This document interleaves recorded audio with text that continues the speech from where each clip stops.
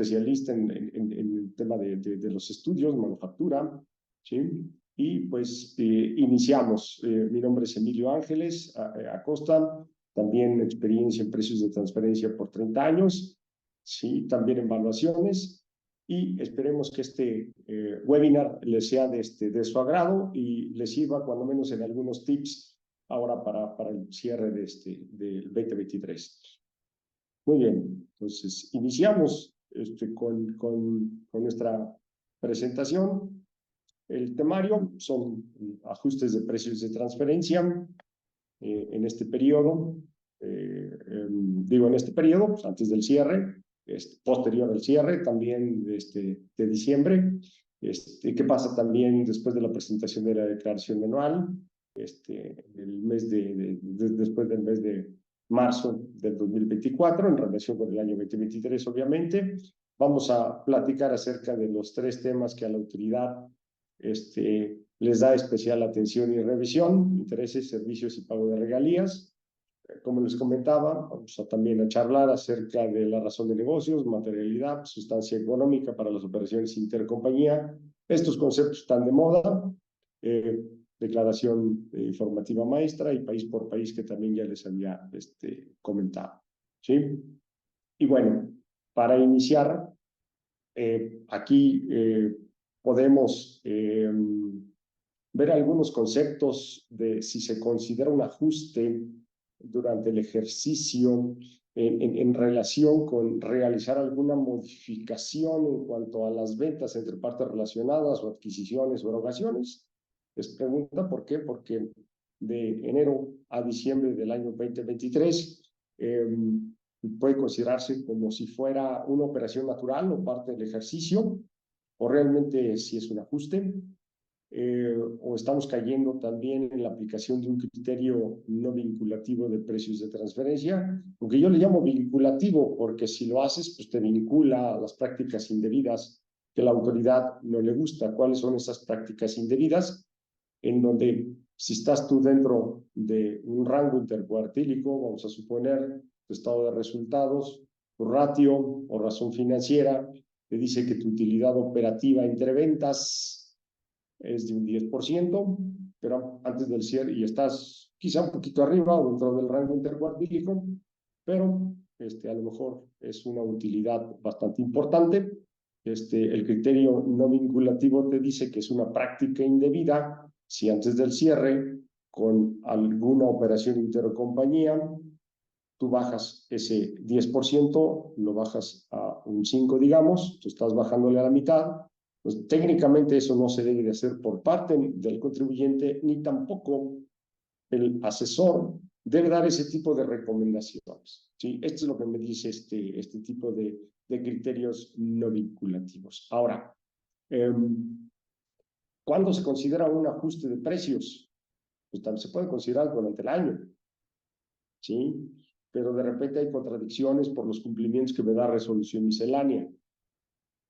Porque me da cumplimientos y ahorita lo vamos a ver más adelante, de tener 3 documentos, pero pues si de enero a diciembre, imagínense que cerramos el año, estado de resultados ya con impacto dentro de las ventas, dentro de los costos y gastos de operaciones intercompañías, pues ya cierro con un margen de rentabilidad y pues le pasamos al asesor el estudio de precios. Pues quizá el asesor, porque estamos en el mes de enero, que apenas se acaba de contratar, pues no tiene el antecedente que de enero quizá a diciembre un ajuste de precios de transferencia en cuanto a un descuento en el precio de venta, porque soy una manufacturera donde le produzco pues, el 100% de todos los bienes a mi parte relacionada, una manufacturera de riesgo limitado.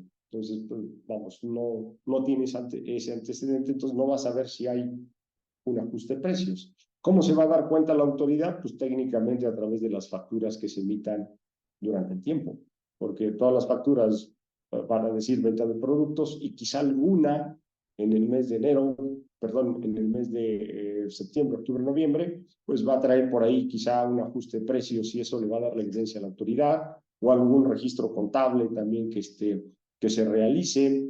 Entonces, vamos a platicar un poco de efectos también en otro tipo de áreas que son también muy especializadas. Ok, entonces, Pau, adelante.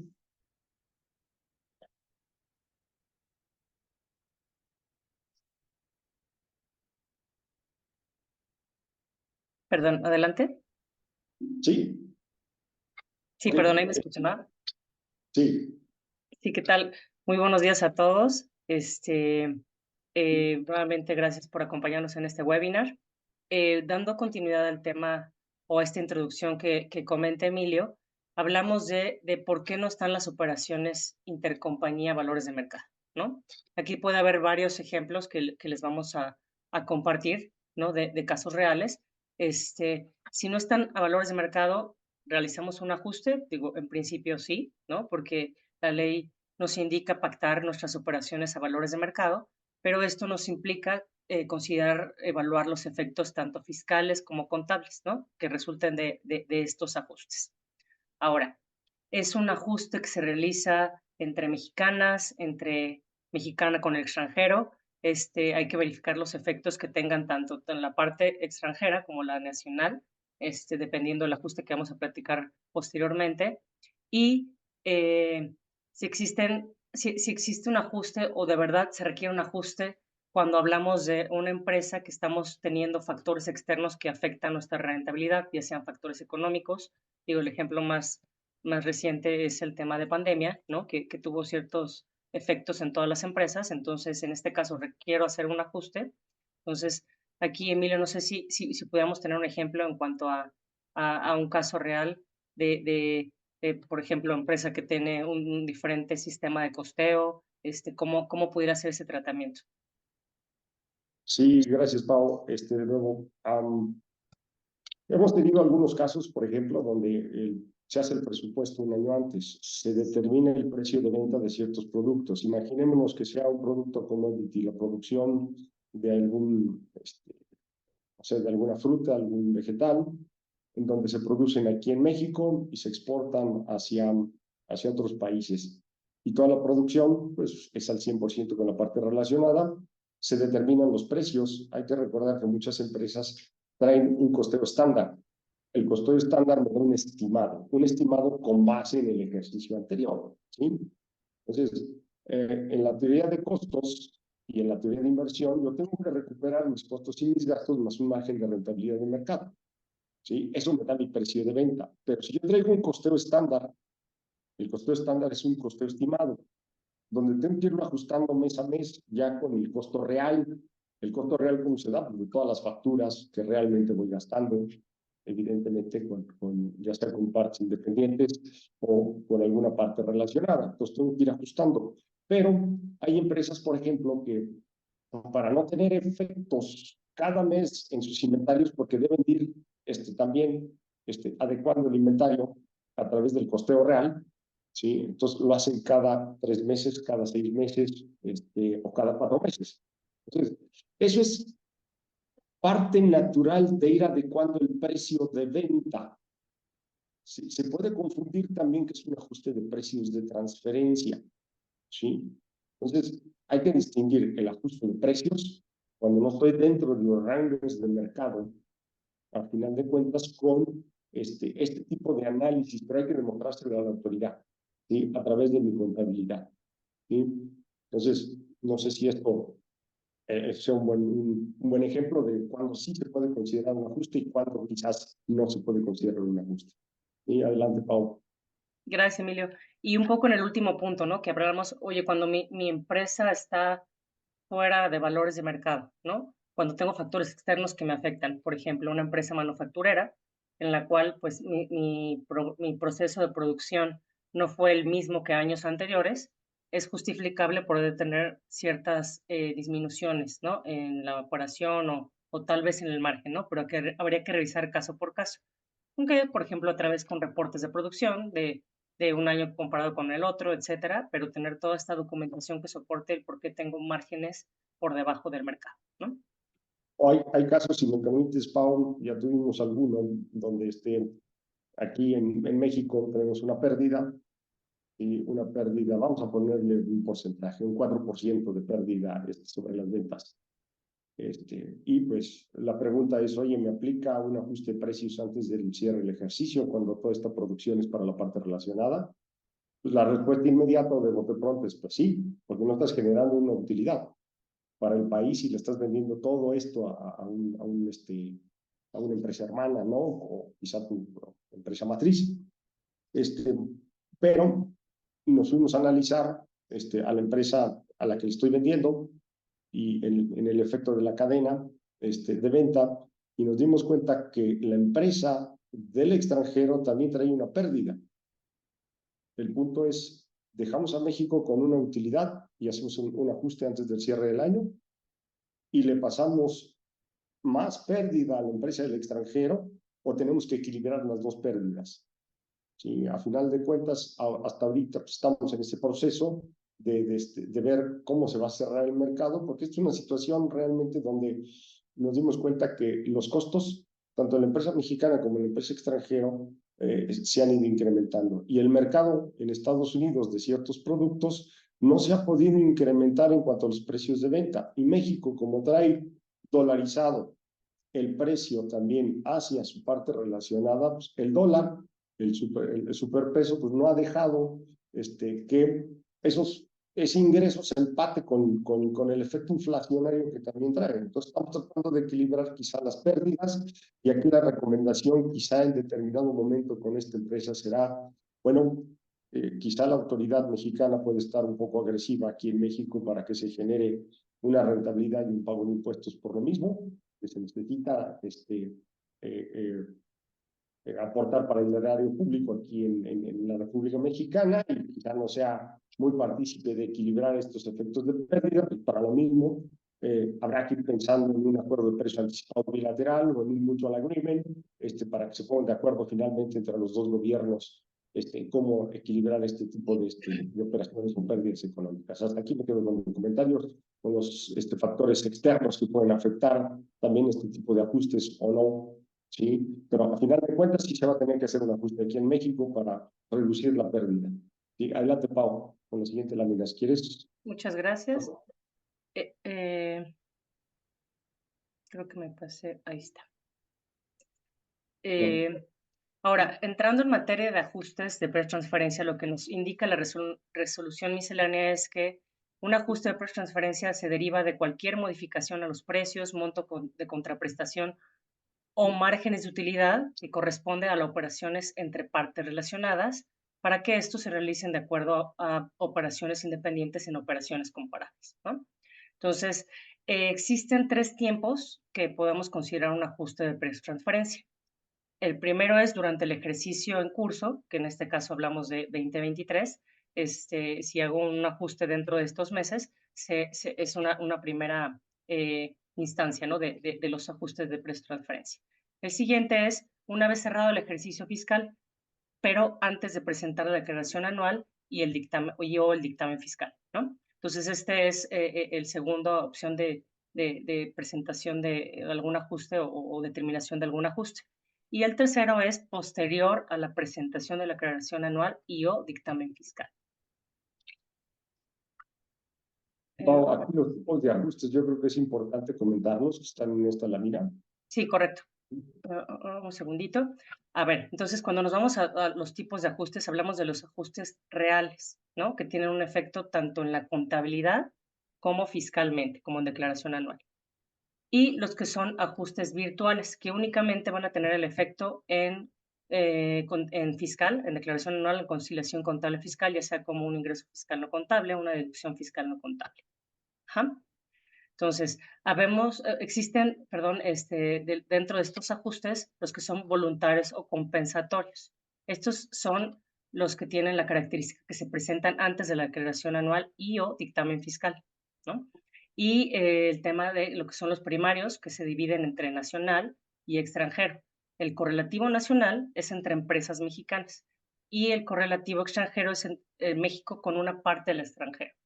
Y finalmente tenemos el tema de los ajustes secundarios, que es una aplicación de una contribución posterior a la determinación del ajuste, ¿no? Que se puede determinar como un dividendo presunto. No sé si aquí quieras abundar un poco en el tema, Emilio. Sí, yo creo que el ajuste real que lo registro en mi contabilidad puede ser en el año 2023, ¿sí? O puede ser un ajuste que yo lo haga una vez cerrado diciembre, estoy parado en enero, febrero, marzo. Ahí también puedo hacer un ajuste en relación con ejercicios anteriores. Este, este es un ajuste real, es voluntario porque lo está realizando el contribuyente con su otra parte relacionada. Por eso se llama de esa forma.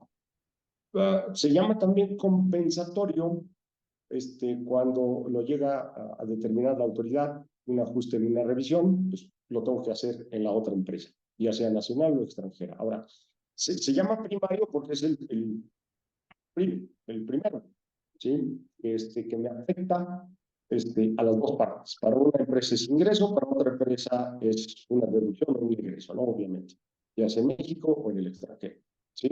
El secundario, el secundario se deriva de, por ejemplo, si yo hice un pago al extranjero, no sé, una regalía, y dice la autoridad, espérame, la regalía la hiciste de un 15% sobre ventas. Técnicamente debería de haber sido un 7%. Entonces, del 15 me reduce el efecto de la regalía, ¿sí? Al 7. Entonces, ¿qué es lo que va a pasar? Yo tengo casi la mitad del no deducible de ese pago, ese flujo que se fue al extranjero. Sin embargo, y es un flujo que se fue, en México, el ajuste secundario, la autoridad lo estima o lo determina como si fuera un pago de dividendo y le da el tratamiento de las retenciones de dividendo a ese flujo que se fue, evidentemente porque no todo fue deducible para efectos fiscales mexicanos. ¿Sí? Hasta aquí me quedo con el comentario. Pau, adelante. Gracias. Y yo también una diferencia importante aquí, Emilio, es que el voluntario es el que hace la compañía como tal y el primario deriva de una facultad de comprobación, ¿no? Por parte de la autoridad. Sí, creo que nomás el ajuste virtual es nomás toca la declaración anual como un ingreso fiscal no contable o como una deducción fiscal no contable. Y las empresas no quieren tocar libros, eh, ¿por qué? Porque ya cerré el año, ya se presentaron los estados financieros, ya se dictaminaron, entonces es una forma sutil y práctica, pues, nada más en la conciliación contable y fiscal. Evidentemente, pues tienen que haber las facturas de todos este tipo de ajustes. Y ahorita vamos a platicar los otros efectos que yo les comentaba con otras áreas o otras especialidades. Adelante, Pau. Gracias. Entonces nos vamos a la siguiente lámina. Entonces, existen dos tipos de ajustes, ¿no? Aquellos que aumentan la contraprestación y aquellos que disminuyen la contraprestación. Nos vamos por los que son, digamos, más sencillos o los que no tienen no tienen impacto a la base gravable, son aquellos que disminuyen mi ingreso, perdón, aumentan mi ingreso o disminuyen mi deducción. Este tipo de ajustes, digamos que no tiene una afectación a la base gravable, ¿no? Porque estamos aumentando nuestra base para pago de impuestos. Entonces, ¿cuál sería el tratamiento en estos casos? En el caso de incremento de ingreso, se considera como un ingreso nominal en el mes que se realice el ajuste. Por ejemplo, si estoy parado en noviembre y realizo un ajuste del año pasado, lo tengo que registrar en este mes y tiene efectos en pagos provisionales. ¿Ja? Y en el caso de disminución de deducciones, únicamente lo disminuyes en el monto equivalente, pero en ambos casos siempre hay que ver el tema de efectos en retención, ¿no? En caso de las operaciones intercompañía. Me quedo en este comentario, no sé si me lo quieres agregar algo en esta parte Y de... yo creo que, vamos, cualquier ajuste, y déjame hacer un pequeño matiz aquí, sí tiene impacto desde el enfoque que lo veamos. Si estamos dentro del enfoque del contribuyente, pues evidentemente, si yo incremento mi ingreso, se incrementa la utilidad. O si disminuyo el gasto, se incrementa la utilidad. Entonces tiene un impacto en el contribuyente. Quizá no tenga un impacto visual en la autoridad, ¿sí? ¿Por qué? Porque como estoy incrementando la utilidad, pues vemos en resolución miscelánea que hay requisitos mayores cuando yo hago lo contrario, es decir, cuando disminuyo el ingreso o cuando incremento los costos y los gastos, es cuando la autoridad me va a dar mayores requisitos de cumplimiento, ¿sí? Entonces, hay que ver el enfoque desde donde estamos. Si de la parte del contribuyente, insisto que si va a tener un impacto en la utilidad mayor y quizá paga un impuesto mayor, y por el lado también de la autoridad. Hasta aquí dejo mi comentario, Pau. Pues, y en el otro lado, donde incrementamos las deducciones o disminuimos el ingreso, en el caso de disminución del ingreso no lo disminuye, sino únicamente incrementa las deducciones en el monto equivalente del ajuste del ingreso, ¿no? O sea, realmente ahí es un tema inequitativo, pero en ambos casos cuando disminuyes las deducciones y hay que cumplir con ciertos requisitos que vamos a platicar posteriormente, ¿no? Y tener la consideración el tema de retenciones y los efectos que va a tener en IVA, en IEPS y pedimentos. Y otro punto que es a considerar, que es el tema de operaciones relevantes a declarar. En este caso, Emilio, el tema de operaciones relevantes se relaciona con ajustes de separado. ¿Qué es lo que pudiéramos comentar en el tema de operaciones relevantes? Sí, bueno, aquí hay que recordar que hay varios efectos. Puede ser en IVA, en IEPS y operaciones relevantes. ¿Qué es lo que sucede cuando yo estoy importando mercancía de mi parte relacionada? Evidentemente, pues hay que ver si tiene un impacto en IVA o en IEPS. Si yo incremento mi valor de la importación a través de un ajuste, si la pregunta es, ok, esos ajustes o incrementos en valores son de productos que ya entraron anteriormente y tengo que checar pedimentos de importación también o hacer complementaria de pedimentos de importación, ¿sí? O exportación, porque puede ser al revés. Puede ser una venta de productos de México hacia el extranjero, ok, pero no tiene impacto en IVA, no tiene impacto en IEPS, estoy incrementando los valores, son de productos anteriores, tengo que identificar cada uno de los productos con las facturas de enero a ahorita el mes de octubre para ver que esos incrementos, ¿por qué? Porque quizás los precios no fueron los adecuados, alguien se equivocó en la determinación de los precios, ¿sí? Entonces, esto me impacta también en un concepto de operaciones relevantes, porque si este tipo de ajustes son iguales o mayores a 60 millones, tengo que presentar una declaración que son 3 meses, a más tardar 3 meses después de este tipo de ajustes que hice. Entonces, tiene implicaciones en otros temas o especialidades que yo les comentaba hace un rato. Adelante, Pau. Gracias. Entonces, nos vamos a la documentación que tenemos que presentar en el tema de deducciones de ajustes. Y en principio tenemos que tener, son como 8 o 9 puntos que les vamos a comentar. Primero, una declaración anual, ya sea complementaria, normal o informativas inclusive, manifestando expresamente el ajuste de transferencia que se realizó. Ajá. También, como un primer documento, es el estudio de transferencia, donde se menciona que la operación no cumplió a valores de mercado. Ese es un primer estudio. Y luego tener un informe firmado por el asesor que elaboró este estudio, en el cual indique la razón por la cual no cumplió a valores de mercado, ¿no? No se cumplieron las operaciones conforme a valores de mercado. Otro escrito que se tiene que presentar y contar con él es un escrito firmado considerando la consistencia o inconsistencia de los métodos que se utilizaron por el contribuyente para evaluar la transacción, inclusive comparado con el año anterior, ¿no? Decir, oye, si utilicé la misma búsqueda, ¿por qué no estoy cumpliendo con valores de mercado? Un siguiente documento es una segunda versión del estudio de transferencia, en el cual se incluye la metodología, ajustes, todo el desarrollo del análisis económico, en el cual ya se incluye el ajuste y los resultados, mencionando que la empresa ya cumple con valores de mercado. Un sexto documento es el tema de contar con los CFDIs, en el cual debe incluir la descripción del ajuste, el monto original, si fue de utilidad a nivel de utilidad bruta, a nivel de utilidad operativa, la descripción de este ajuste, si fue realizado de manera voluntaria o compensatoria, y cumplir con todos los requisitos de CFDI. No sé si aquí quieres, Emilio, agregar algún comentario. Sí, rápido, vamos, son varios requisitos. Los principales son básicamente son dos estudios y son los momentos, ¿no? Y un reporte o escrito también el asesor. El primer estudio es, oye, no cumplió, o por qué no cumplió.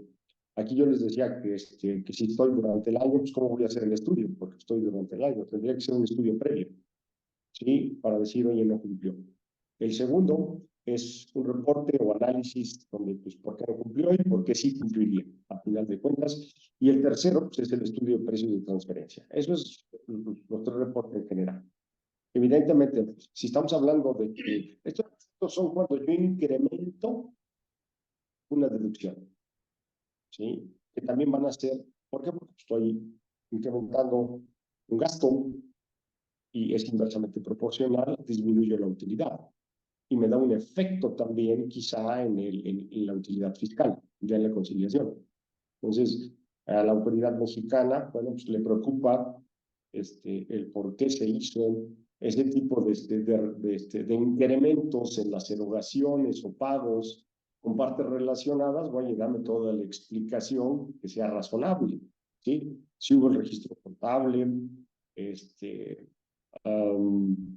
si existió una retención, oye, un pago de regalías, oye, no pagaste la regalía, que hay ciertos momentos para pagar o hacer las retenciones y pagar la regalía para efectos de que sea deducible. Entonces, hay que tener cuidado. Si, evidentemente, como ya les comentaba, se cumplieron con todos los pedimentos de importación, acuérdense que las deducciones es parte de los requisitos que se cumplan con los pedimentos de importación, ¿sí? Ok, Bueno, nada más otra aclaración. Eso es cuando incremento las deducciones, ¿sí? O disminuyo mis ingresos con partes relacionadas. Entonces, que me dé el mismo efecto, ¿sí? Los dos es reducir la utilidad, quizá la utilidad fiscal, a través de este tipo de ajustes de precios de transferencia, antes o posterior al cierre del ejercicio. Adelante, Pablo. gracias. Dentro de estos requisitos que comentas, también debemos considerar el tema de cuando hablamos de adquisición de mercancías de importación, siempre tenemos que contar con toda la documentación también correspondiente al pago del IVA y IEPS, ¿no? Que corresponda y ver todos los efectos en aduanas y pedimentos. Otro de los requisitos que debemos tener en consideración es acreditar que la parte relacionada acumuló dicho ajuste. ¿Y cómo? A través de una carta bajo protesta de decir verdad, en la cual firma el representante legal que se acreditó que se acumuló dicho ingreso. Y finalmente, el tema de los ajustes de pretransferencia tienen que reflejarse tanto en declaración anual como en dictamen, pues cuando sean los plazos previstos, ¿no? Cuentas de orden también cuando es un ajuste fiscal no contable. Correcto. ¿Sí? También me lo marca la resolución miscelánea. Y casi nadie usa en el balance cuentas de orden. Adelante, Pau. Y ¿qué pasa? Digo, en todos estos requisitos que comentamos y de los tiempos que referimos en un inicio es, ¿qué pasa ahora cuando nosotros hacemos un ajuste posterior a la declaración anual y o dictamen, ¿no? Entonces, la resolución también nos indica que se pueden reconocer dichos ingresos o deducciones, pero considerando adicional a todos los requisitos que comentamos previamente, un aviso, una ficha de trámite que es la 130, en el caso de que se trate de ajustes voluntarios o compensatorios, y la ficha 134 cuando hablamos de ajustes correlativos nacionales, ajustes primarios elaborados a través de su contraparte, ¿no? Y finalmente, el tema de deducción de ajustes, cuando estamos en una negociación de un acuerdo de precios con la autoridad, podemos deducir esos ajustes, es viable a través de una ficha de trámite también y cierta documentación que se debe presentar, ¿no? A través de esta resolución. Oye, Pau, aquí sí me permites hacer un comentario. ¿Cuál es la diferencia de un ajuste antes del 31 de marzo y posterior al 31 de marzo de la declaración anual? Básicamente tengo que cumplir con lo que ya habíamos comentado, los tres reportes, los estudios, el reporte y CFDIs, etcétera. Pero si es de enero a marzo, lo mantengo en la empresa. Sí, cumplo. por si me llega una revisión. Si es después del 31 de marzo, lo tengo que subir. Toda esa información la subo a la plataforma del SAT a través de estas fichas de trámite 130, y esas fichas de trámite ahí te van diciendo, aquí incorpora este reporte, aquí incorpora el otro, ¿sí? Aquí el CFDI, explicaciones de por qué si procede o no procede. Entonces, es la diferencia, ¿no? Donde sí le va a llegar la información a la autoridad y la otra pues la mantengo en la empresa del contribuyente. Adelante, Pau. Perfecto. Y finalmente, en un tema de reflexiones en este tema de ajuste de precios de transferencia, Emilio, Alex, no sé si quieren compartirnos cuál sería su sugerencia, su reflexión en cuanto al tema de operaciones relevantes y ajuste de precios de transferencia ahorita que estamos previo al cierre del año. Bueno, ya les había yo comentado de operaciones relevantes, si estos son iguales o mayores a 60 millones, el ajuste, o modificaciones que se hagan de operaciones con parte relacionada, pues hay que presentarlo, ¿sí? Y nada más que tomen en cuenta, esto es además de todos los demás requisitos para precios de transferencia, ¿sí? Alex, por favor, adelante con el otro tema. Gracias, buenos días a todos y gracias por acompañarnos en este webinar. Sí, yo creo que el análisis, de hacer análisis previos al cierre, creo que son de plena importancia. Consideramos que el estudio es parte de la documentación soporte para poder demostrar que las operaciones se encuentran a valores de mercado, y sin embargo también entendemos que existe una política de transferencia la cual se tiene que administrar y de alguna manera mitigar los riesgos. Si yo tengo una buena práctica de estar haciendo análisis previo al cierre y de manera oportuna, estoy actualizando mi política de transferencia, estoy apoyando a poder presupuestar ciertas operaciones para el siguiente año y además analizar cuáles son los comportamientos o circunstancias que se pueden estar presentando de manera económica que pudieran influir en mis resultados.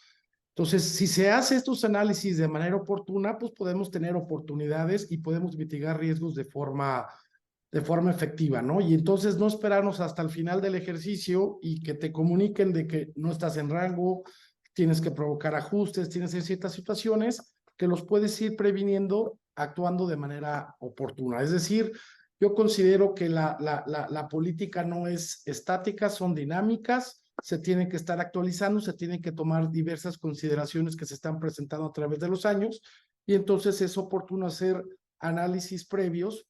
No hay una fecha exacta, podríamos decir que durante el año nuevas operaciones, consultar, estar revisando cambios, documentación, estar revisando los márgenes que están manejando, cuáles son las situaciones por las que no estoy llegando a los márgenes esperados o pactados, y todo esto te libra a que oportunamente puedas reaccionar, ¿no? Sería hasta ahí mi comentario.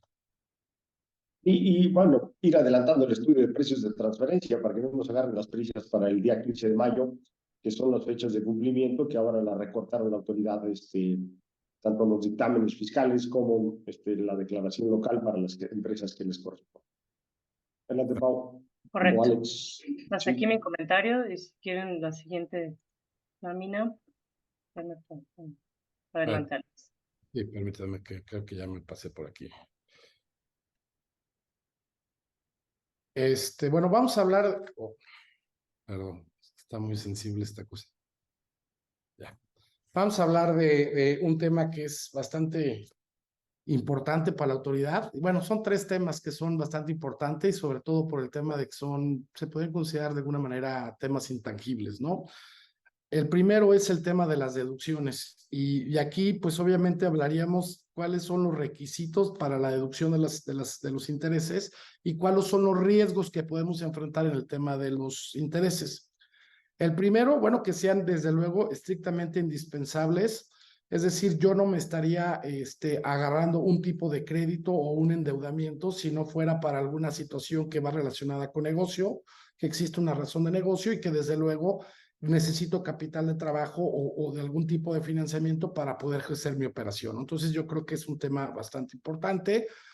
Desde luego la documentación, es decir, que los términos contractuales, la tasa y demás esté pactada plenamente, que exista un cuidado, un manejo cuidadoso de lo que es el historial del crédito, de pago de los intereses, un cuadro de amortización de pagos.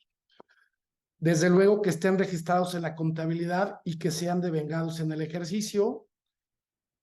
Como lo mencionaba, que exista un endeudamiento lógico versus el capital invertido para efectos de razón de negocio, que cumplan con todos los cumplimientos fiscales, es decir, para efectos nacionales, que cuenten con los debidos CFDIs y documentación para efectos de poder ser deducible, que se hayan pagado las retenciones correspondientes cuando son pagos del extranjero para poder hacer deducible dichos intereses. Desde luego que los intereses estén pactados a valor de mercado, es decir, que cumplan con los estándares para una previa revisión. Y también hay una limitante donde que el endeudamiento o el pago de los intereses no sea mayor al 30% de la utilidad operativa de acuerdo a la ley del impuesto sobre la renta.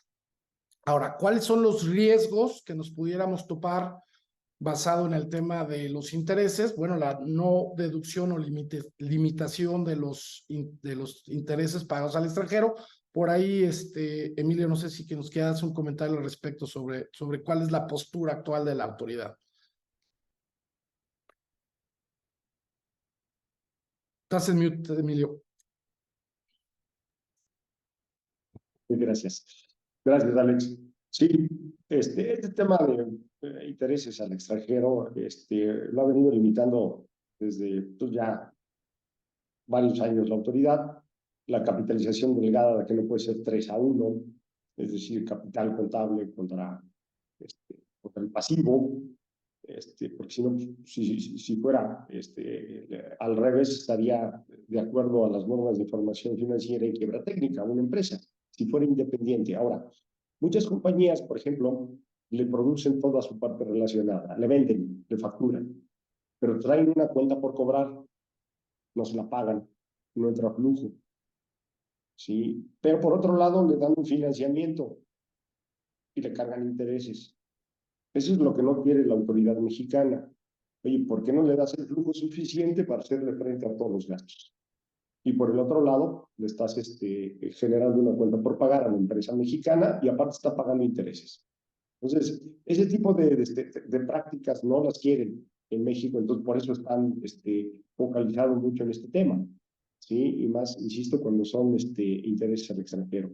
Ahora, todos los intereses, tanto nacionales como fuera del país, ustedes deben de cumplir todas las características. Hay que ver, como cualquier independiente, hacer un análisis de riesgos. ¿Cuál es el análisis de riesgos? Una calificación crediticia, una tasa líder. ¿Qué tasa líder es en dólares? ¿Qué tasa líder es en pesos? Una prime para el extranjero, una TIE mexicana, más X número de puntos adicionales, 2, 3, 4, dependiendo cómo esté la calificación crediticia. También traemos una tesorera donde está recibiendo financiamientos del extranjero y como coreback los está repartiendo. Esas tasas de intereses de bancos los está repercutiendo. ¿Cómo los está repercutiendo los mismos valores? Se está quedando con una pequeña ganancia por la administración de ser tesorera. Es crédito activo, es crédito pasivo. Vamos, todo este tipo de temas son bien importantes. Insistimos, se está limitando mucho, desafortunadamente, este tipo de conceptos intercompañías por las prácticas que ahorita hemos venido platicando. Adelante, Alex. Gracias. Sí, también es importante considerar que muchas veces tú estás haciendo la deducción de los intereses, sin embargo, la contraparte no está acumulando los ingresos, entonces también puede ser un tema de riesgo de que no pudieran ser deducibles. Que la autoridad considere que no son realmente intereses y que por todo lo que mencionaba Emilio se pudieran considerar dividendos, también es un riesgo por ahí que se pueda presentar. Ya lo mencionaba Emilio, el tema de la capitación delgada, donde no me puedo endeudar más del 3-1 sobre mi capital. Y otro riesgo importante es el tema de los créditos respaldados, que te puedan considerar los créditos respaldados. ¿Qué podemos considerar que son los créditos respaldados? Son aquellos préstamos donde yo te presto para que me pagues alguna deuda, como lo mencionaba también aparte Emilio, es decir, me debes ciertas cuestiones, te lo pago para que me pagues y de alguna manera jalar la la cobija hacia mi lugar. Otro es el préstamos con garantías de pago, ya sea en efectivo, derechos, acciones o instrumentos de deudas, y financiamientos que carezcan de una razón de negocio, es decir, que no exista un ni ton ni son verdadera para hacer un endeudamiento o endeudar a la empresa para este tipo ¿no? Entonces, son los, vamos a decir, los riesgos más importantes que se pudieran topar en caso de intereses. En el siguiente tema, vamos a hablar de lo que viene siendo la parte de los servicios. Y bueno, este tema también es tanto servicios, regalías, y vamos a tocar el tema famosos que lo consideramos dentro como parte de los servicios, que es la asistencia técnica, que son temas que le ha puesto bastante importancia la autoridad, y hay grandes cambios, vamos a decirlo, que a razón del tema de las acciones BEPS y de la emisión de los lineamientos de la OECD para precios de transferencia en 2017, se incluyen dos factores importantes. Antes eran los términos contractuales, era muy importante, y empezaron ya a meter temas de la sustancia y la razón de negocio como parte también de la materialidad para demostrarlos, ¿no? Entonces, aquí, bueno, primeramente yo diría que en el tema de servicios hay dos temas muy importantes: que efectivamente se haya prestado el servicio, que segundo, que exista un beneficio para aquellos que reciben el servicio. El tercero punto y muy importante es que se encuentre el cálculo, la determinación del cobro basado en valores de mercado. Pero aquí vienen interrogantes que obviamente la autoridad hace y cuestiona siempre que ve temas de servicios. Es, ¿quién vino a prestar el servicio? ¿Realmente vino alguien? Y aquí hay dos formas de prestar el servicio, pero siempre y claramente que se pueda demostrar. La primera es, obviamente, que la persona, que haya viáticos, que haya estancia, que haya una razón por la cual estuvo aquí y que se encuentre el registro que la persona vino al país. El segundo es, si me estás prestando el servicio desde el extranjero, pues que exista la comunicación y la evidencia sobre qué temas, actividades estás prestando el servicio, ¿no? Desde luego, cuando vino, como mencionaba, tenía que haber un registro de cuándo vino la persona, cuánto tiempo estuvo, qué tipo de actividades estuvo desarrollando. Desde luego, también si existen reportes de tiempo, es decir, difícilmente estaríamos dispuestos a pagar un servicio cuando no tenemos o el cobro de los servicios, quiénes son las personas involucradas y qué tipo de actividades y cuántas horas nos están dedicando a prestar el servicio. Entonces, sí es muy importante que como parte de la documentación, de la evidencia, de poder demostrar que dicho servicio es prestado, pues que existan lo que le llamamos las famosas bitácoras, ¿no? Pero no solamente ponerlo de manera global, sino sí la autoridad en ciertas manifestaciones y de acuerdo a nuestra experiencia, sí pide y solicita que de manera explícita pongan los nombres y apellidos de las personas que están prestando el servicio, qué tipo de actividades, cuál es el puesto que desempeñan en la compañía que está prestando el servicio a su parte relacionada, desde luego las horas, el tiempo para poder determinar el adecuado cobro o cargo de cómo se está manejando. Los reportes y los estudios que realizó, como decía, nadie estaría dispuesto a pagar cierta cantidad de dinero si no recibe algo a cambio, ¿no? Entonces, la autoridad se ha cuestionado mucho de, ok, tienes reportes, tienes bitácoras, sí vino la persona, pero ¿cuál es el entregable o cuál es la sustancia donde podamos ver o encontrar que verdaderamente dicho servicio fue prestado y cuál fue el resultado o el beneficio que tú tuviste? Entonces, aquí es importante que existan memorándums, cartas, observaciones, comentarios, en donde estén de alguna manera evaluando o ayudando o apoyando ciertos comentarios de mejora sobre los servicios y las actividades que estuvo realizando. La materialidad, bueno, ¿qué tipo de documentación, qué evidencias tenemos que dicho servicio verdaderamente fue realizado? Y aquí un punto muy importante es el tema del prorrateo. México, a pesar de que somos miembros de la OECD, somos el único país que de manera, vamos a decirlo, directa, no acepta los gastos a prorrata y de primera instancia sería no deducible. Sin embargo, establece cierta regla de resolución miscelánea donde da una serie de requisitos para que pueda ser deducible dichos gastos a prorrata, pero la realidad es que no es tan fácil poder cumplir al 100% con dicha regla. Establece cuál es la base de prorrateo, cómo fue determinada, cierta información, documentación que se tiene que tener para que verdaderamente se pueda hacer deducible, ¿no? Entonces, y aquí es un tema importante porque muchas veces varios corporativos, o sea, los seguros son de manera gasto a prorata, o ciertos gastos centro de costos que tienen, sobre todo, por ejemplo, en el caso de la industria automotriz, establecen ciertos cargos por su centro de investigación y desarrollos y cuestiones, y lo manejan a gasto a prorata. Entonces aquí es importante cumplir con la documentación necesaria, identificar si es un gasto a prorata, cumplir con la regla, especificarlo y establecer bien la base del prorrateo y que ésta sea correcta, ¿no? Pasando a otro tema.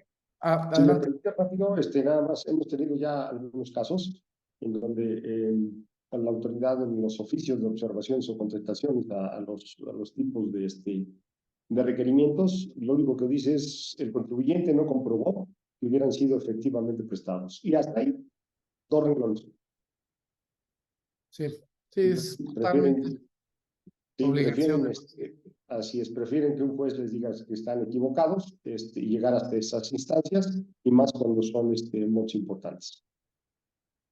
Perdón, Gracias. hasta aquí, Alex, adelante. Gracias, Emilio. El siguiente tema que ha agarrado bastante relevancia es el tema de la asistencia técnica. Si bien y nos emitimos en la parte de la asistencia técnica, vamos a decir que la definición de la asistencia técnica es el compartir conocimientos técnicos e industriales no patentables, y se podría considerar un servicio, y también el modelo de la OECD, de los tratados de doble tributación, establece que por ningún motivo se considerará una regalía los servicios de asistencia técnica. Recientemente la autoridad está muy encasillada o está mucho con la tendencia de tratar de encasillar la asistencia técnica como parte de, o considerarlo una regalía, o considerarlo con una parte de retención, y no considerarlo como un beneficio empresarial. Entonces aquí sí es muy importante, además de dar con todo el cumplimiento que el servicio, el tratamiento es lo mismo para un servicio que una asistencia técnica en cuanto a documentación, sí es muy importante estar revisando caso por caso de todo, independientemente de servicios, de las regalías, de todo, hacer el análisis perfectamente para ver si se podría considerar en caso específico la asistencia técnica como un beneficio empresarial y no llevar retención, o si debería de llevar retención. Y creo que aquí es un punto importante porque, no sé, Emilio, si nos puedas platicar sobre la reciente tesis o resolución que sacó la autoridad, quizá no tomando consideraciones de la OECD, pero ¿cuál es su postura a este aspecto? Bueno, el tema de las regalías, evidentemente cuando traemos los pagos, en un año, vamos a suponer que se necesita pagar por algo, algún proceso en este año, pues la pregunta es por qué en años anteriores no se habían pagado también los procesos, ¿no? O realmente, si hubo el flujo o el pago, porque hay que recordar que para que sea deducible, pues debe de ser debe estar pagado, debe estar con todos los requisitos. Si no, por más de que le incrementemos en materia de ajustes o en lo que sea, este tipo de conceptos sí son controversias que uno puede tener con la autoridad, ¿no? Hasta aquí dejo mi comentario, Alex. Gracias, Emilio. Y en el caso, bueno, en el tema de marca, de procesos de know-how, es muy importante que evidentemente se tengan los contratos respectivos, los términos contractuales, que la regalía pactada sea sobre la base de un valor de mercado.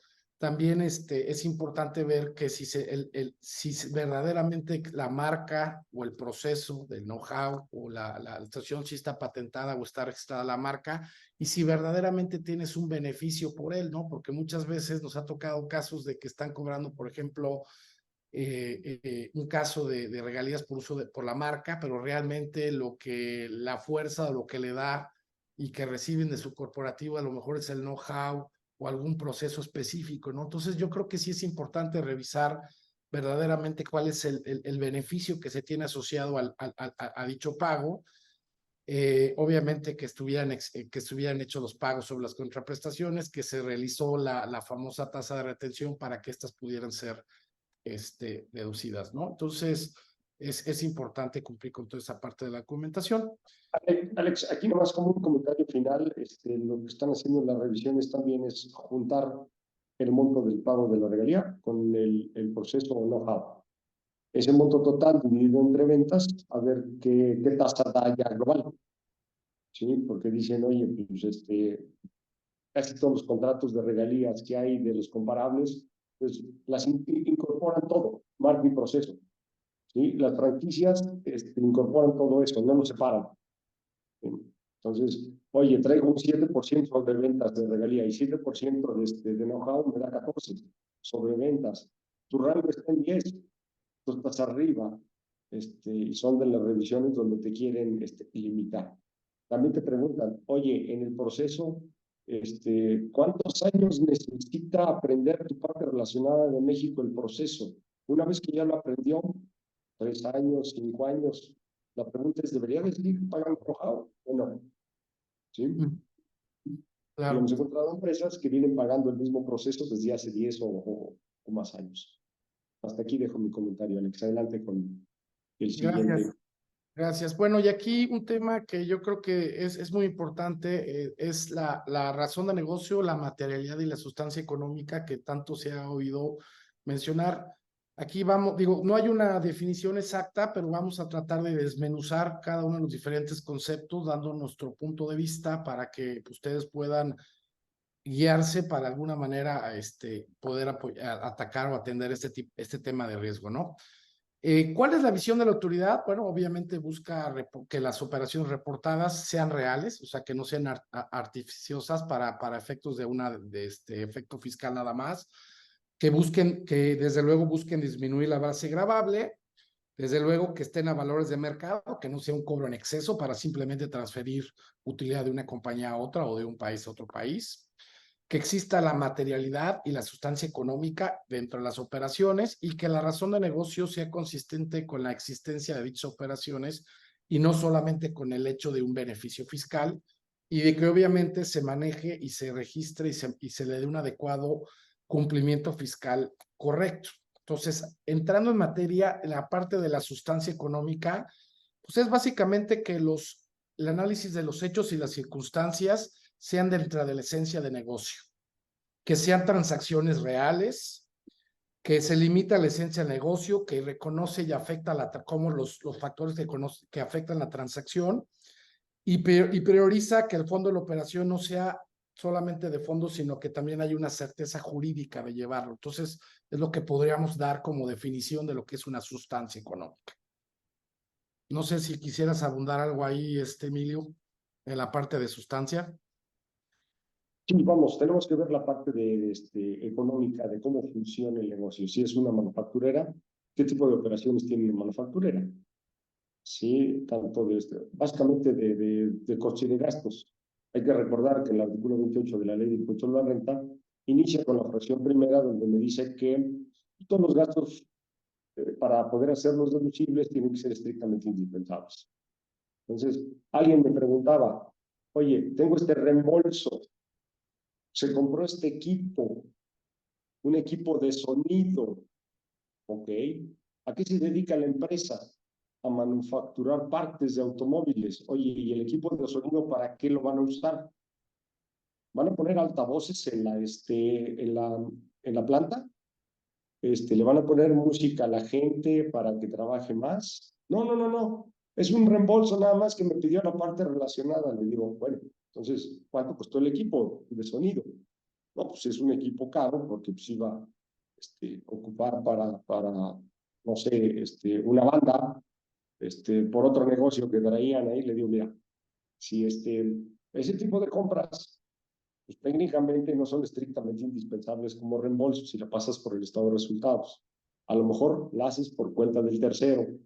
Entonces, pues va a haber una cuenta por cobrar si tú lo estás pagando al proveedor y pues te lo tienen que pagar a través del balance, porque si no es técnicamente no deducible.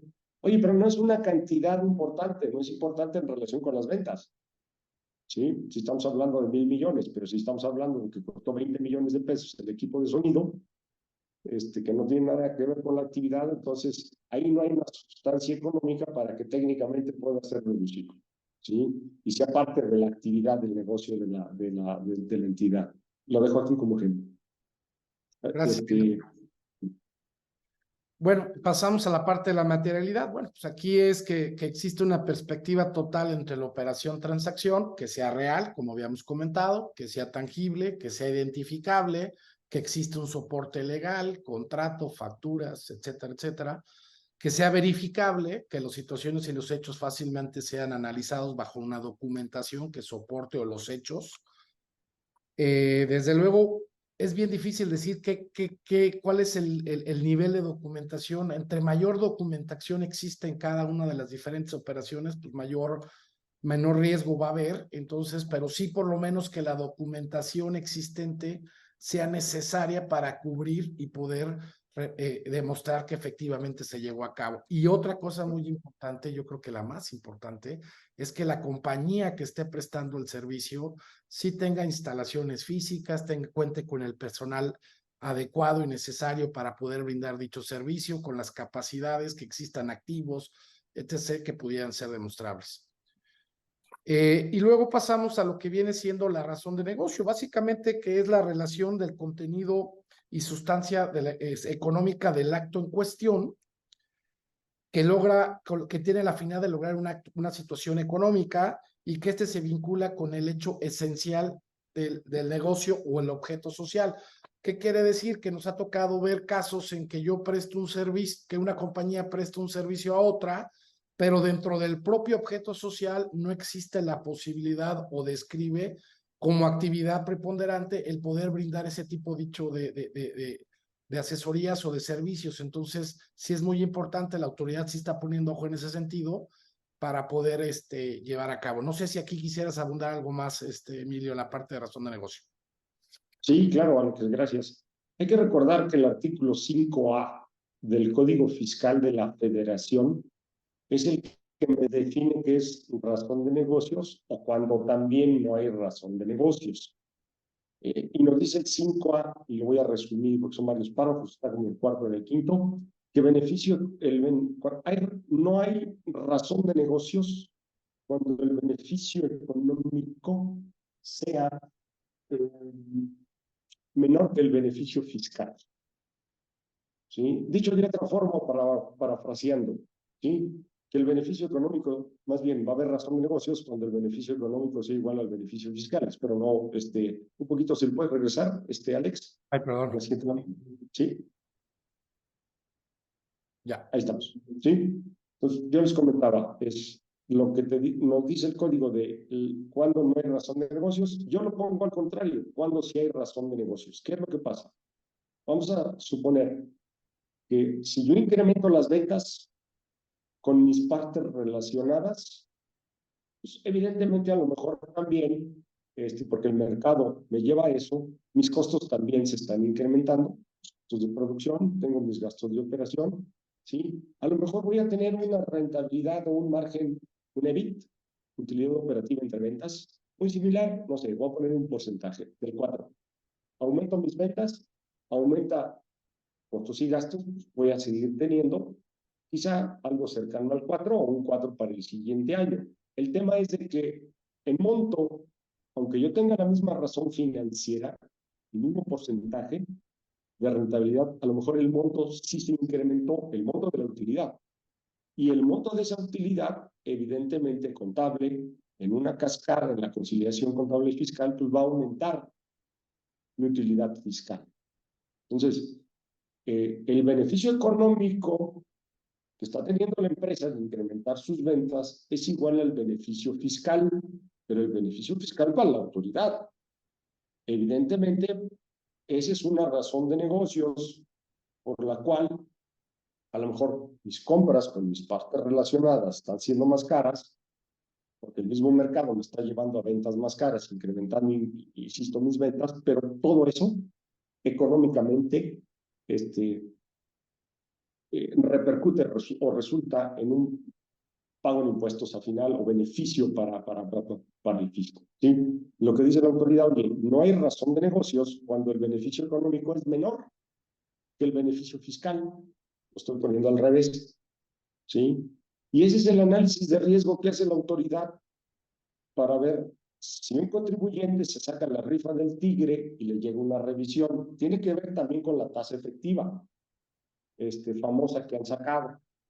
Entonces, oye, se están incrementando mis ventas. Sí, bien, pero la empresa no está pagando impuestos. O los impuestos son igualitos a los del año pasado. Entonces, ¿qué está pasando? ¿Trae operaciones intercompañías? ¿Hay nuevas operaciones intercompañías de egreso? Entonces, son de las preguntas que se realiza la autoridad en este análisis de riesgos y lo hace de los últimos 5 años para ver cómo se comporta todas estas operaciones intercompañías que han tenido en el tiempo un contribuyente. ¿Son las mismas desde el 2019? ¿Se han incrementado? ¿Se han incrementado en monto las mismas? ¿O han aparecido nuevas operaciones intercompañías, tanto de egresos? O nada más tengo una operación intercompañía de ingresos, pero los ingresos se han mantenido. Y mis costos y gastos, por la naturaleza económica de una inflación, pues van subiendo. Y si mis ingresos se mantienen, su utilidad se hace más pequeña. Entonces, estas son las razones de negocios que para una autoridad es lo que está viendo. Pues un independiente, ¿qué haría? Pues incrementaría sus utilidades y evidentemente al incrementar sus utilidades, a lo mejor es el mismo, insisto, ratio, pero es un monto de utilidad mayor, pues eso me conlleva un beneficio fiscal a la par. Espero que no haya revuelto el concepto de razón de negocios, que puede ser un poquito complejo a final de cuentas. Pero bueno, hasta aquí dejamos estos temas, pasamos al siguiente, Alex, que es el de los últimos. Sí, ya prácticamente es para efectos a manera de conclusión. ¿Cuáles son los elementos a considerar hablando de razón de negocio, materialidad y distancia económica? Bueno, pues que la ganancia sea razonable de acuerdo a las actividades que estamos realizando, que los servicios o la prestación o todo el tema de la transacción nos lleve a que existe una finalidad económica y comercial.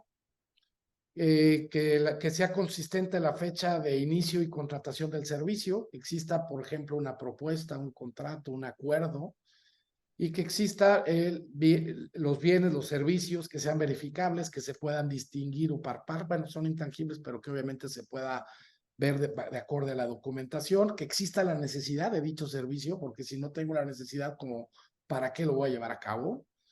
Y desde luego que los contratos y los acuerdos, los términos, las circunstancias en los que se están dando sean lógicos, que es muy importante que no exista una duplicidad de actividades y servicios, es decir, no puede ser que localmente llevo la contabilidad, pero también recibo un cargo del extranjero por efectos de contabilidad, pues ahí habría una clara duplicidad de servicios y desde luego tendría que haber una actividad de supervisión, de análisis, de alguna situación que conlleve o acompañe a lo mejor aparte de que estoy realizando la contabilidad y que me estén documentando, aclarando o diciendo ciertos comentarios respecto a la misma, pero no duplicando funciones, que se estén cumpliendo los términos y las obligaciones, es súper importante, que estén pactados de manera que un tercero los quisiera llevar a cabo, y pues de manera enunciativa y no limitativa pondríamos algunos ejemplos de qué es lo que debería o podría contener una documentación soporte. Desde luego ya habíamos hablado de los bitácoras o reportes de tiempo donde expresen claramente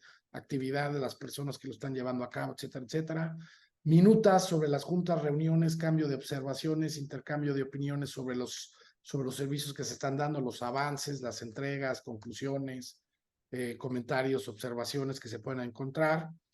Fotografías, dependiendo del tipo de servicio que se está manejando. Correos electrónicos, desde luego, son parte esencial. Es evidente que diario hay cruce de correos electrónicos entre subsidiarias y corporativo, intercambiando información o tocando puntos esenciales de la operación que obviamente pudieran ser parte del soporte del servicio. Las órdenes de compra. El tema del manual, porque existen manuales de recursos humanos, manual en diversas empresas, pero consideramos que también debe haber un manual de las políticas de transferencia en donde se establezca cómo se determinó los tipos de operación, los márgenes, cómo se va a documentar, qué tipo de documentación, los procesos, los pasos a seguir. Los informes que comentaba como resultado final del dicho servicio. Pudiera haber grabaciones que se pusieran a dar dibujos, diseños, planos sobre temas, sobre todo el tema de regalías, de know-how, el que especifiquen el porqué, los registros, tanto de la marca como de los procesos, y desde luego la cotización previa, decir, normalmente un tercero, ¿cuál es el procedimiento? Presenta una cotización o una propuesta, finalmente se acepta, finalmente te dan un orden de compra y finalmente hay los pagos de por medio, ¿no? Y las formas en que se van a pagar.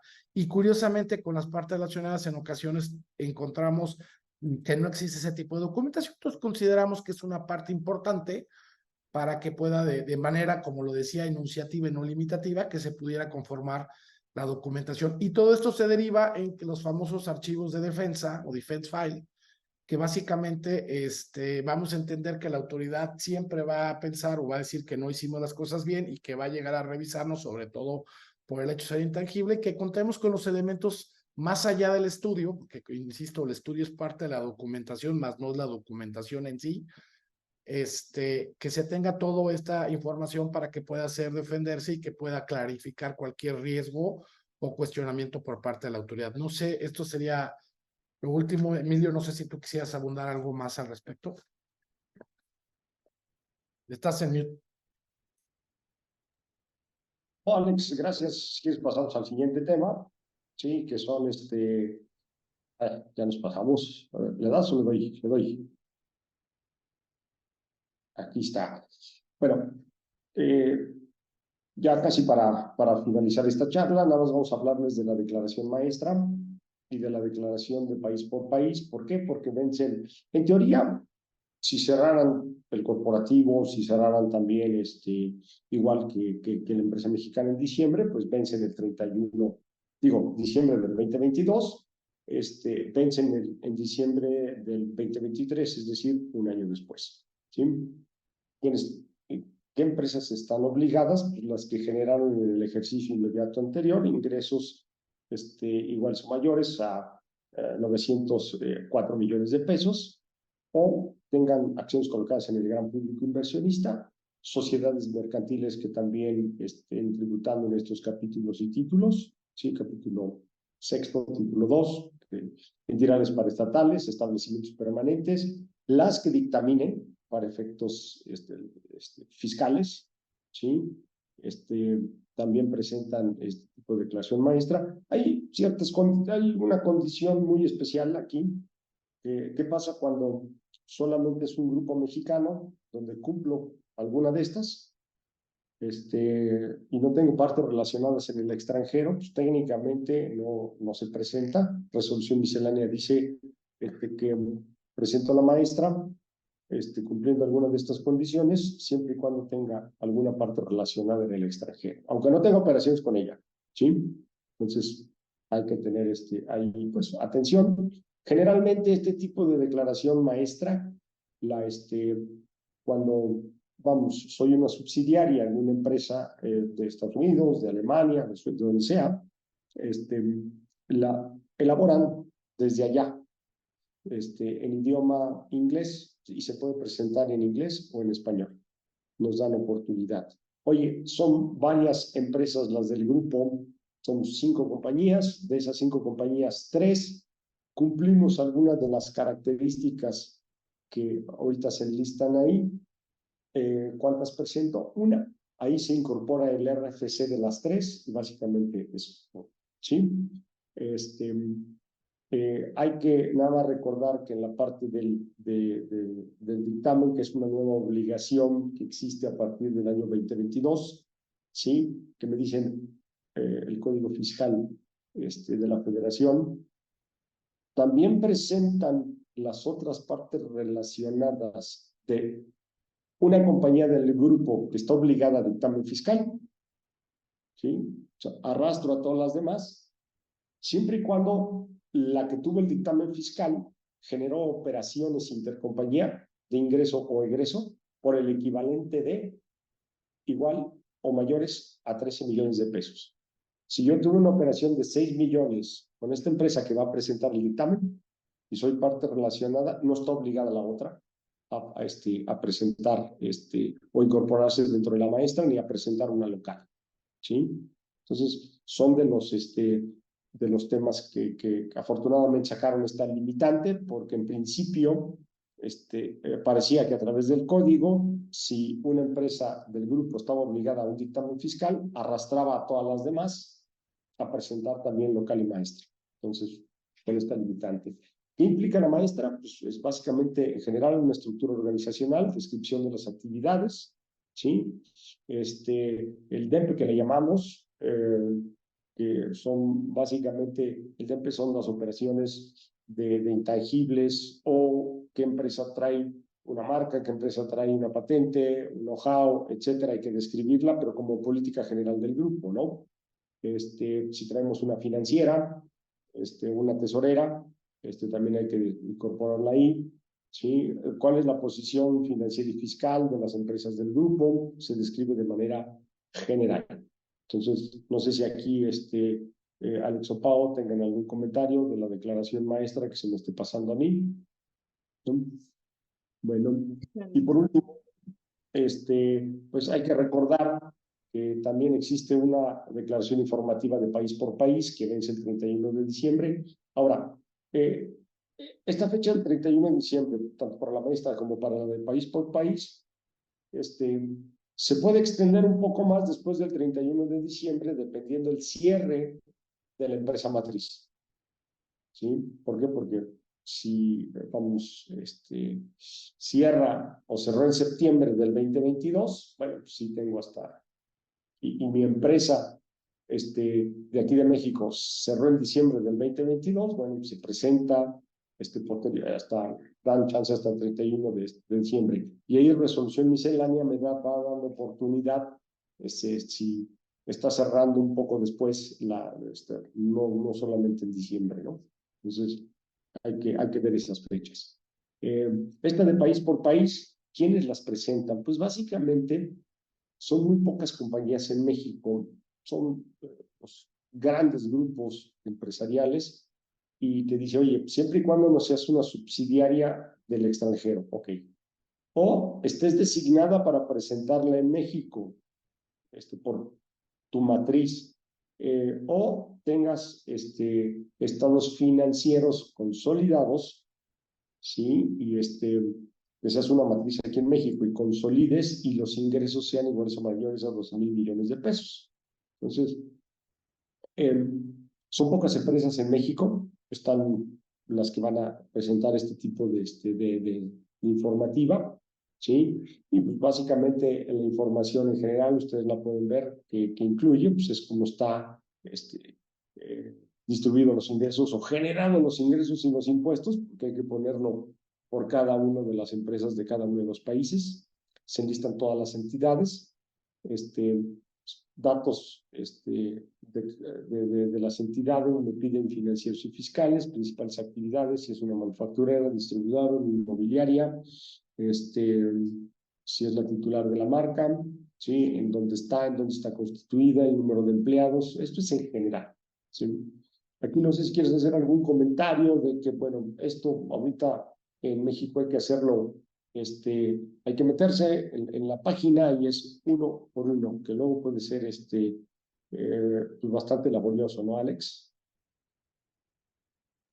Sí, efectivamente, desafortunadamente, bueno, hemos estado en contacto con las autoridades para ver la posibilidad de poder hacer algún tipo de automatización en este proceso, como ya se hace a veces para efectos de la declaración informativa, anexo 9. Sin embargo, la autoridad ahorita está un poco racia en ese sentido. Digo, seguiremos intentando y seguiremos insistiendo porque sí suena complicado y sobre todo para aquellos grupos que tienen diversas partes relacionadas y como tú lo dices, lo tienen que estar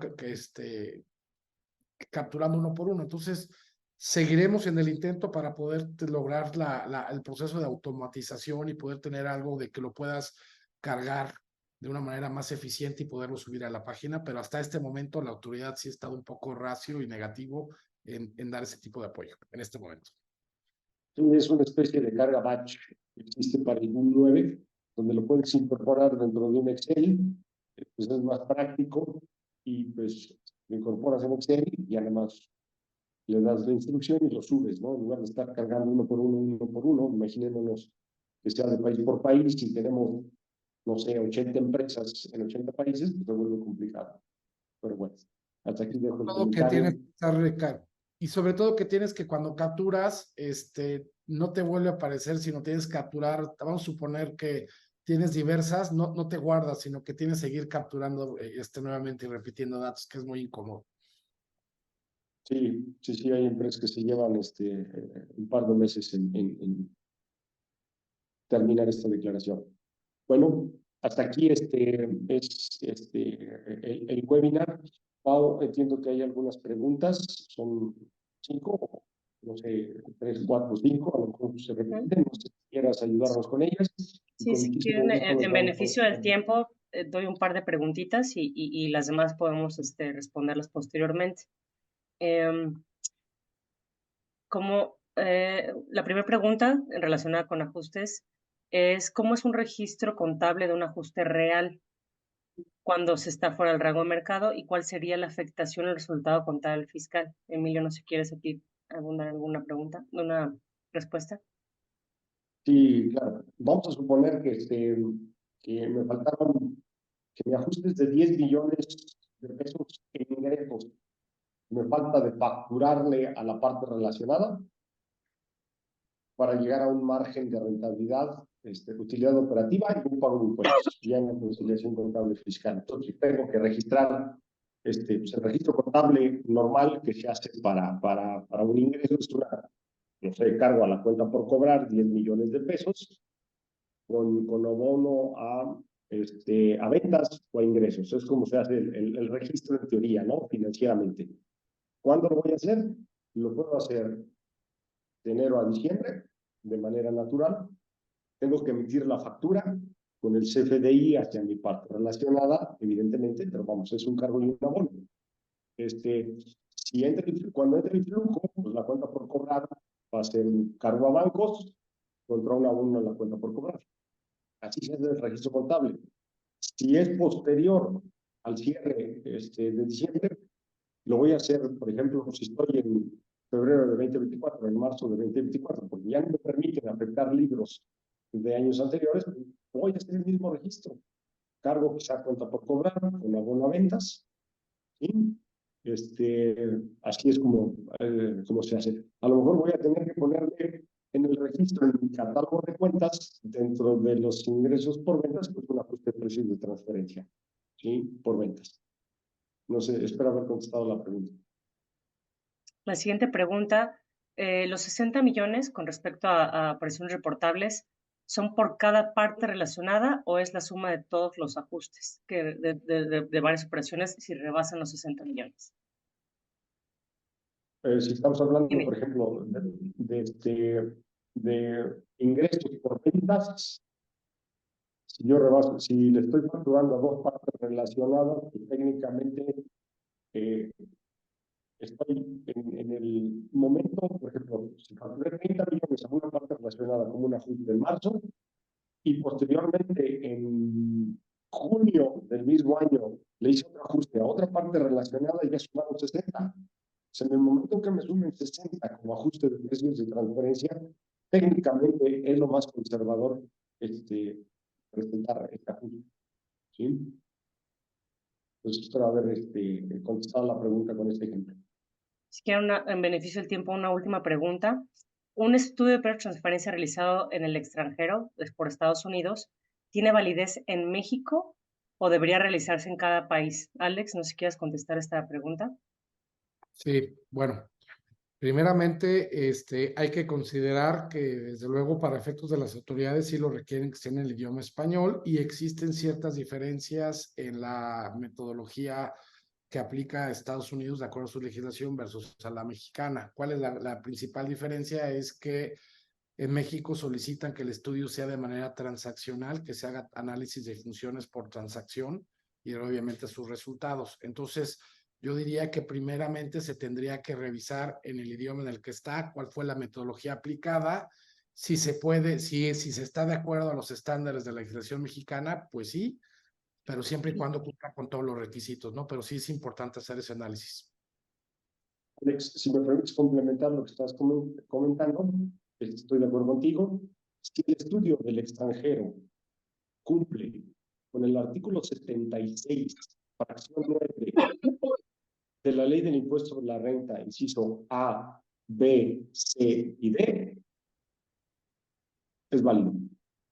Y que esté en español. Exacto. Y revisarlo, ¿no? Como indica Alex. Así es. Si que cumpla con esos 4 incisos del artículo 76, fracción 9, con eso sería razonable. Son los requisitos mínimos que debe contener un reporte para esta materia de precios y transferencia por efectos de México. Y lo importante por tipo de operación, ¿no? Porque normalmente Estados Unidos a veces lo hace global y en nuestro caso sí, no tenemos un monto mínimo y no tenemos diferenciación de hacer análisis globales, ¿no? Sí, el inciso B de esta fracción 9 te dice que el análisis funcional es por tipo de transacción de compañía, y el inciso D te dice que debes de analizar por tipo de transacción. Y tienes que incorporar los comparables por tipo de transacción también. Si cumple con eso, no hay ningún problema. Perfecto. Y si quieren, hasta aquí nos quedamos. Algunas de las preguntas adicionales las podemos contestar por correo electrónico. Pues nada más de mi parte agradecerles su asistencia, su participación y dejo que se despidan mis socios también. Adelante, Emilio. Muchas gracias a todos los que nos acompañaron en esta mañana por su tiempo y estemos al pendiente ahí de cualquier otro webinar. Les agradecemos. Adelante, Alex. Gracias, muchas gracias por acompañarnos y estamos al pendiente de los tres, cualquiera de sus dudas o necesidades que tengan, estamos a sus órdenes y gracias por acompañarnos nuevamente.